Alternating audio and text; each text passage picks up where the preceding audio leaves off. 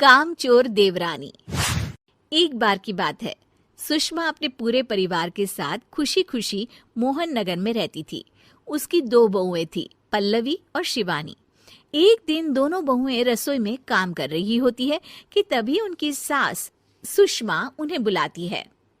अरे बहू, जरा इधर तो आना। शिवानी, जरा जाकर देखना सासू माँ क्या कह रही हैं। दीदी आप ही देख लो ना जाकर, आपको भी तो सुनाई दे रहा है। अरे मैं आटा गूंद रही हूँ ना, तुम चली जाओ। हाँ तो मैं भी तो सब्जी काट रही हूँ ना दीदी।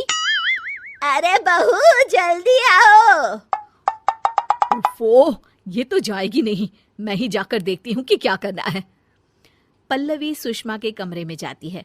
जी मम्मी जी, क्या हुआ?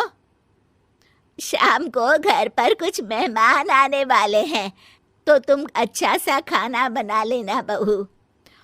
ठीक है मम्मी जी, आप बता दीजिए क्या क्या बनाना है और कितने लोग आ रहे हैं।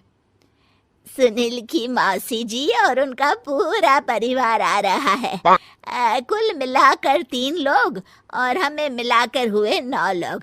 तो अभी से ही तैयारी करना शुरू कर दो। और हाँ, घर की सफाई भी कर देना, हाँ अच्छे से। जी मम्मी जी, सब काम हो जाएगा, आप चिंता मत कीजिए। पल्लवी शिवानी को घर में मेहमान आने वाले हैं इसके बारे में बताती है। क्या 9 लोगों का खाना बनाना होगा, घर की सफाई करनी है? बाप रे, सासू माँ ने तो हमें घर की नौकरानी ही समझ कर रखा है। ऐसा नहीं बोलते शिवानी, हम इस घर की बहू हैं और घर के काम करना हमारा फर्ज है। दीदी तो है ही सासू माँ की चमची, जब देखो सासू माँ सासू माँ। मैं तो इतना सारा काम नहीं करने वाली। शिवानी कपड़े लेकर गमला साफ कर रही होती है और चक्कर आने का नाटक करने लगती है। मेरा सर चकरा रहा है। तभी वहां पल्लवी और सासू माँ जाते हैं। अरे बहू, क्या हो गया तुम्हें? मम्मी जी, बहुत तेज सर में दर्द हो रहा है। तुम एक काम करो शिवानी, आराम कर लो। नहीं नहीं दीदी, घर में मेहमान आने वाले हैं, मुझे आपकी मदद करनी चाहिए। अरे कोई बात नहीं शिवानी, तुम आराम कर लो, मैं सब काम कर लूंगी। ठीक है दीदी, अगर आप इतना कह रही हैं तो आराम कर लेती हूँ। शिवानी आराम से अपने कमरे में मैगजीन पढ़ रही होती है। इसे कहते हैं आराम की जिंदगी। इतना सारा काम।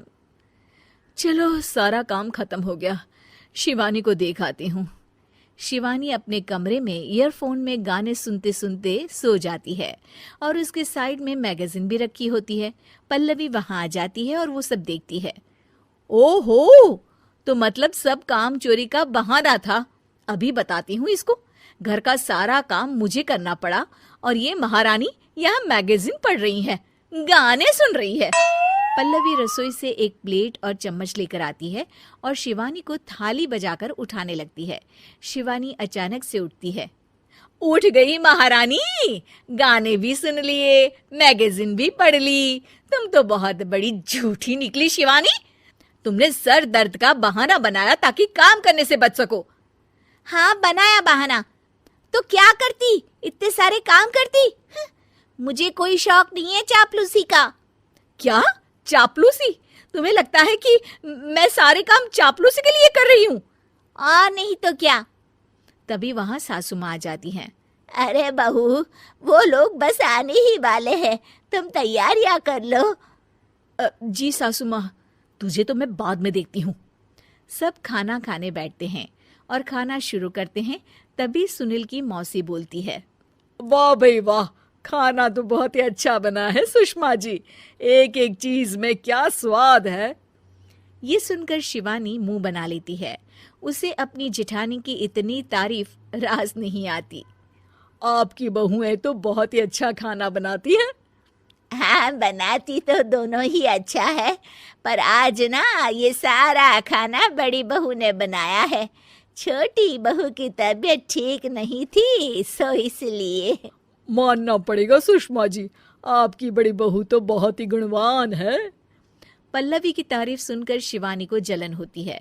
पल्लवी ये सुनकर खुश हो जाती है और शिवानी की तरफ देखकर उसे चिढ़ाती है। कुछ देर बाद मेहमानों के जाने का वक्त हो जाता है।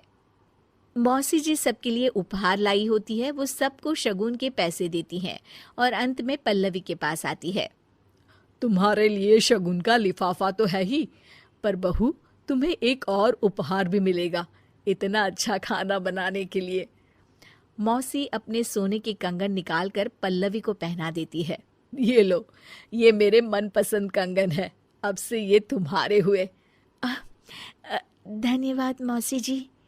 ये देखकर शिवानी तो पूरी तरह से जल जाती है और गुस्से से रसोई में चली जाती है। तभी वहां पल्लवी आ जाती है और उसे अपने कंगन दिखाने लगती है। देवरानी जी, अब आपका सर दर्द ठीक तो है ना? मुझे लगता है कि अब सर दर्द शुरू हो गया होगा आपका।